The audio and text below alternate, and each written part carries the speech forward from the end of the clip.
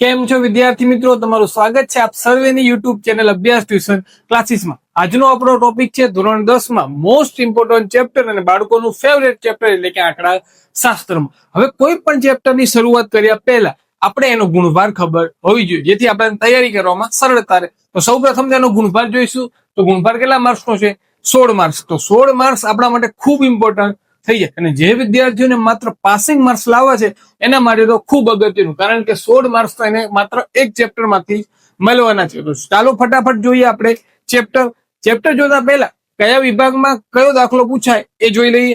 તો કે વિભાગ એ એટલે કે એમસીક્યુ સેક્શનમાં 3 માર્ક્સના એમસીક્યુ પૂછાય, જોડકા પણ હોઈ શકે અને ખાલી જગ્યા પણ હોઈ શકે। બીજું વિભાગ બી એટલે કે 2 માર્ક્સમાં એક પ્રશ્ન પૂછાય, વિભાગ સી એટલે કે 3 માર્ક્સમાં એક પ્રશ્ન પૂછાય, અને મોસ્ટ ઇમ્પોર્ટન્ટ એટલે કે વિભાગ ડી એટલે કે 4 માર્ક્સના પ્રશ્નો આવે। એવા કેટલા પૂછાશે? 2 એટલે કે 4 દુ 8 માર્ક્સ આમાંથી આપણને મળે, અને ટોટલ કેટલા? 16 માર્ક્સ આપણને મળશે। હવે ચેપ્ટરની વાત કરીએ તો આંકડા શાસ્ત્રમાં 3 સ્વાધ્યાય આપણને આપ્યા છે, એમાંથી આજે આપણે લગભગ પ્રથમ સ્વાધ્યાય જોઈ લઈશું। તો સ્વાધ્યાય જોયા પહેલા એના આપણે અગત્યના સૂત્ર જોઈશું। તો સૂત્ર જોઈ અને આગળ આપણે વધીશું। તો ચાલો ફટાફટ સૂત્ર જોઈએ। સૂત્ર જોયા પહેલા આપણને અહીં 2 માહિતી આવે, એક તો અવર્ગીકૃત માહિતી અને વર્ગીકૃત માહિતી। અવર્ગીકૃત માહિતી એટલે શું? તો અવર્ગીકૃત માહિતી આપણે લગભગ 9મા ધોરણમાં શીખી ગયા, અને અવર્ગીકૃત માહિતીનો દાખલો લગભગ પૂછાતો નથી। હા, એમસીક્યુ માં પૂછાઈ શકે। તો ચાલો જોઈએ। સૌપ્રથમ તો કે અવર્ગીકૃત માહિતીનું મધ્યક શોધવાનું કે તો એનું સૂત્ર શું? તો કે x બાર બરાબર સિગ્મા xi અપોન n।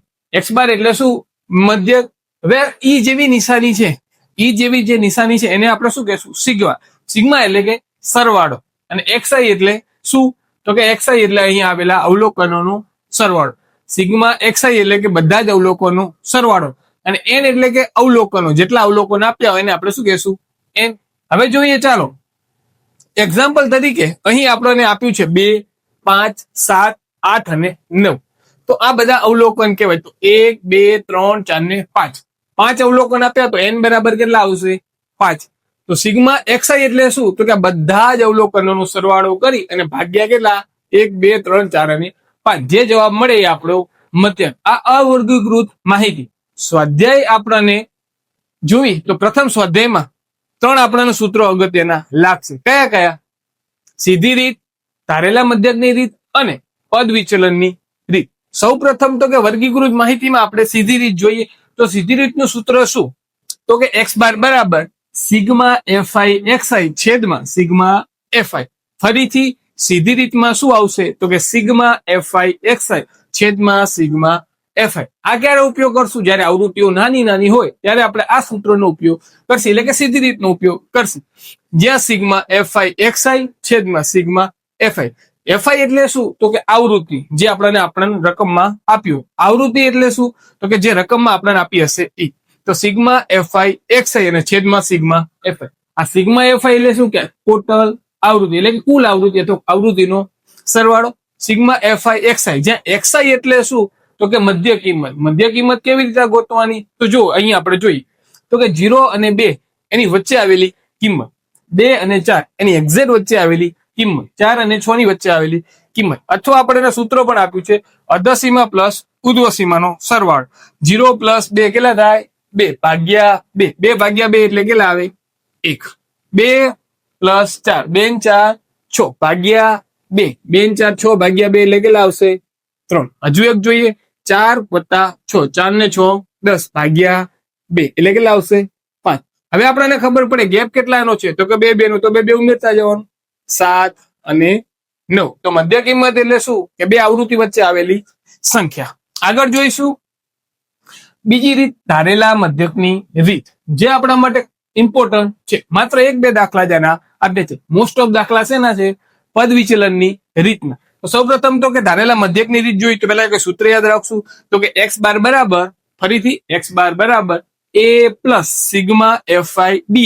ફરીથી x બાર બરાબર a plus sigma fi di છેદમાં સિગ્મા fi। સિગ્મા fi તો આપણને ખબર જ છે કે આવૃત્તિનો સરવાળો। અહીં આપણા માટે નવું શું આવ્યું? a એટલે ધારેલો મધ્યક, જે આપણે દાખલા ગણશું એટલે તમને સમજાઈ જશે। ફરીથી ખાલી એટલું યાદ રાખો, a એટલે શું? ધારેલો મધ્યક।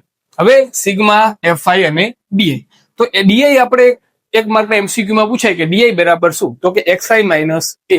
એક્સઆઈ આપણને ખબર છે, એક્સઆઈ આપણે શું ખબર છે, એક્સઆઈ એટલે શું, તો કે મધ્ય કિંમત. તો કે મધ્ય કિંમત માંથી શું બાદ કરવાનું, ધારેલો મધ્ય. ફરીથી ડીઆઈ બરાબર એક્સઆઈ માઇનસ એ. એક્સઆઈ એટલે શું, મધ્ય કિંમત, એમાંથી શું બાદ કરવાનું, ધારેલો મધ્ય. તો ધારેલા મધ્યકનું સૂત્ર શું, તો કે એક્સ બાર બરાબર એ પ્લસ સિગ્મા એફઆઈ ડીઆઈ છેદમાં સિગ્મા એફઆઈ. હવે આપણે જોઈશું ત્રીજી રીત. કઈ રીત? ત્રીજી રીત એ આવશે પદ વિચલનની રીત. જે વિદ્યાર્થીઓને માત્ર પાસિંગ માર્ક્સ લાવવા એને આ રીત આવરી ફરજિયાત છે. કારણ કે પહેલા સ્વાધ્યાયમાં 90% દાખલા માત્ર કઈ રીતના છે, પદ વિચલનની રીત. તો ચાલો જોઈએ પદ વિચલનની રીત. તો હવે પદ વિચલનની રીત ક્યારે વપરાય, તો કે જ્યારે આવૃત્તિ આપણને સરખી આપી, કેવી હોય, સરખી એટલે કે સમાન. જે આવૃત્તિ વચ્ચેનો ગેપ હોય એ સમાન. જો આમાં જો 0 થી 2, 2 થી 4, 4 થી 6 વચ્ચેનો ગેપ કેવો, સમાન. પણ જ્યારે સમાન ન આપીએ તો કઈ સૂત્ર આવશે, ધારેલા મધ્યકનું. ધારો કે 2 હે, અહીં આપ્યા હોય 7, 7 થી 10, 10 થી 15, આડી અવડી આપી હોય તો કઈ સૂત્ર આવશે, ધારેલા મધ્યકનું. પણ આવૃત્તિ જ્યારે સમાન આપી હોય ત્યારે કઈ સૂત્ર આવશે, પદ વિચલનની રીતનું. તો જોઈએ પેલા સૂત્ર, તો કે એક્સ બાર બરાબર એ પ્લસ સિગ્મા એફઆઈ યુઆઈ છેદમાં સિગ્મા એફઆઈ ઇન્ટુ એચ. ફરીથી એક્સ બાર બરાબર એ વત્તા સિગ્મા એફઆઈ યુઆઈ છેદમાં સિગ્મા એફઆઈ ગુણ્યા એચ. જ્યાં એચ એટલે શું, આપણા માટે સાવ નવો છે. એચ એટલે શું, વર્ગ લંબાઈ. તો આ બે વચ્ચેની લંબાઈ કેટલી છે, તો કે 2 ની. આ વચ્ચે ગેપ કેટલાનો, ટોટલ 2 નો. તો વર્ગ લંબાઈ કેટલી થાય, 2. હવે બીજું નવું આપણા માટે શું, યુઆઈ. તો યાદ રાખી લેજો. તો યુઆઈ બરાબર શું, તો કે એક્સઆઈ માઇનસ એ છેદમાં એચ. એટલે શું, તો કે મધ્ય કિંમત માંથી ધારેલો મધ્યક બાદ કરતા છેદમાં શું રાખશું આપણે, વર્ગ લંબાઈ. આના ઉપરથી આપણે ડાયરેક્ટ યાદ રાખશું, આપણે સૂત્રનું કાંઈ કામ નથી, ડાયરેક્ટ આપણે જવાબ મળી શકે. પરંતુ એક માર્કના એમસીક્યુ માટે ઇમ્પોર્ટન્ટ છે. તો કે યુઆઈ બરાબર શું, તો કે એક્સઆઈ માઇનસ એ છેદમાં એ, જ્યાં એચ એટલે શું, વર્ગ લંબાઈ, જે સમાન હોવી જરૂરી છે. હવે આપણા નામમાંથી તમને કહી દઉં કે આ બે વચ્ચેનો ગેપ હોય એને આપણે શું કહેશું, વર્ગ લંબાઈ. બીજું, આ બે વચ્ચેના ગેપ ભાગ્યા 2 એટલે કે એક્સઆઈ. એક્સઆઈ એટલે શું, મધ્ય કિંમત. હવે આપણે વિદ્યાર્થી મિત્રો ધ્યાનથી આ સૂત્રો વાંચી લો.